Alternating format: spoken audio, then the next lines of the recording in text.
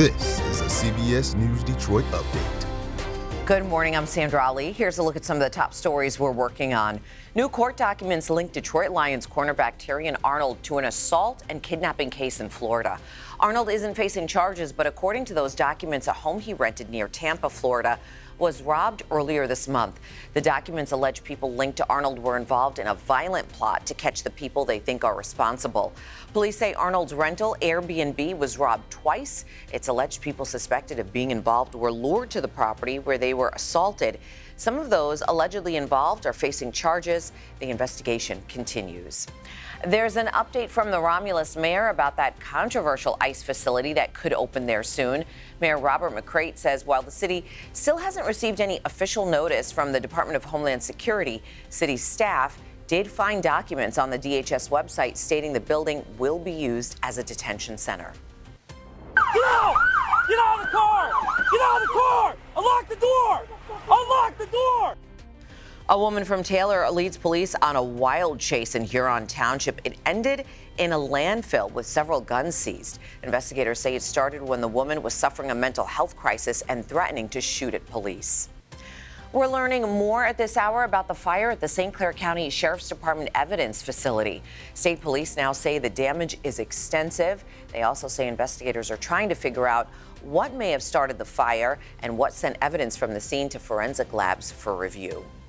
Former Vice President Kamala Harris is in Detroit today. She's appearing tonight at the Fillmore in Detroit.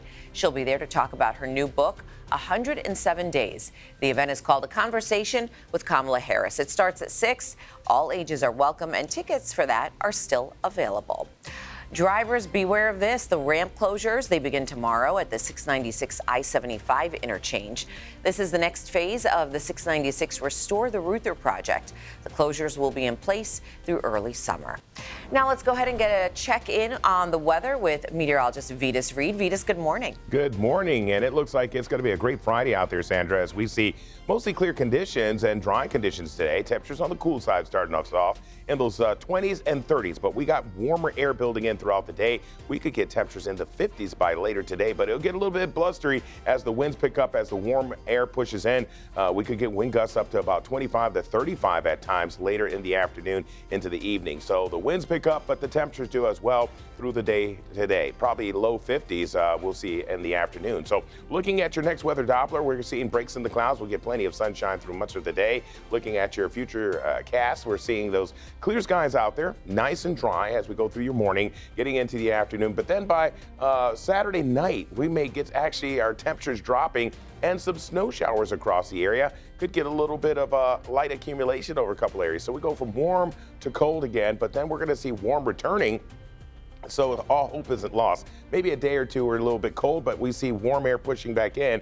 By early next week, we could get those 40s, maybe even some 50s, upper 50s across the area by the end of next week. So it's going to be a little back and forth here, roller coaster ride temperatures. So for today's highs, we're looking at 54 in Monroe, looking at 55 in Dundee, Tecumseh right around 55 degrees. You should get up to about 53 in Ann Arbor, Canton 54 degrees, Dearborn 53. And then it looks like our friends up to the north looking pretty good over towards Sterling Heights, 52 degrees. Waterford about 51, back towards Heartland right around 53, and then even up towards Sandusky, not bad, looking at 47 degrees, 52 in Almont. Vitas, thank you. That's a look at your headlines. We'll be back later today covering stories that matter to you on air and streaming on the CBS News app and Pluto TV.